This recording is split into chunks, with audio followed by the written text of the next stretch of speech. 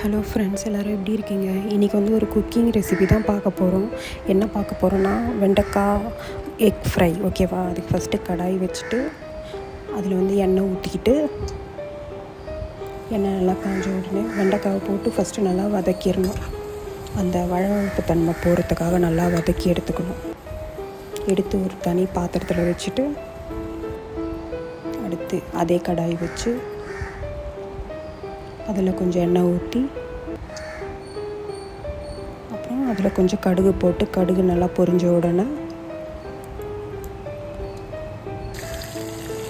வெங்காயம், கறிவேப்பிலை, பச்சை மிளகாலாம் போட்டு நல்லா வந்து வதக்கணும்.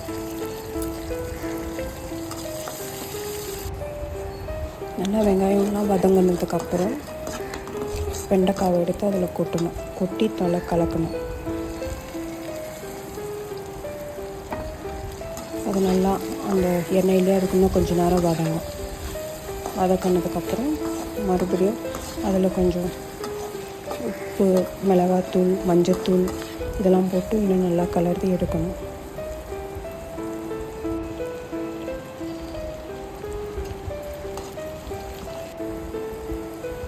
அதை நல்லா போட்டு தேவையான அளவு உப்பு போட்டுட்டு நல்லா கலக்கணும்.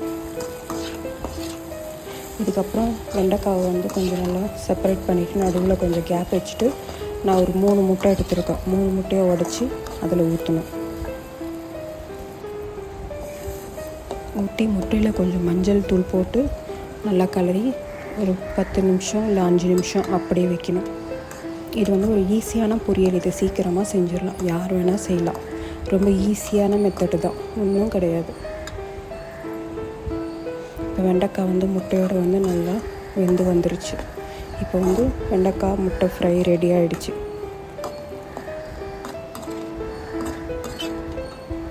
நல்லா கலரிட்டு எண்ணெய் கொஞ்சம் கடாயில் விட்டோம். லாஸ்ட்டாக வந்து மிளகுத்தூள் கொஞ்சம் போட்டு நல்லா கலரணும். இந்த மாதிரி வீடியோ உங்களுக்கு வேணும்னா இந்த ஆரஞ்சு ரெசிபீஸை சப்ஸ்கிரைப் பண்ணுங்கள். பாய்.